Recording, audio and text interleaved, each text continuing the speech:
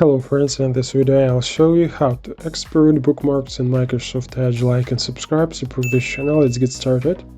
As you can see in Microsoft Edge, I have 3 bookmarks. To export them, we go to the upper right corner and click on the Favorites button, or press the keyboard shortcut Ctrl-Shift-O. Next, click these 3 dots and select Export Favorites. In the window that opens, select the folder where we will save the exported file with bookmarks and click Save. Our HTML file with bookmarks is saved, and we can transfer bookmarks to another computer or import another browser. For example, let's import the same bookmarks into Microsoft Edge. So, delete all bookmarks. Then open the Favorites menu, click these 3 dots and select Import Favorites.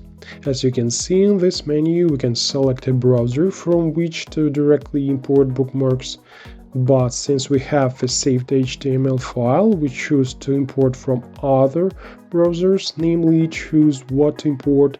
In the Import From list, we select the HTML file and click Select File. We find and select our saved HTML file with bookmarks and click Open. And after a second, click Done. And as you can see, the bookmarks are back in their place. This way you can transfer bookmarks to any browser. It's all, now you know a little more. Thanks for watching.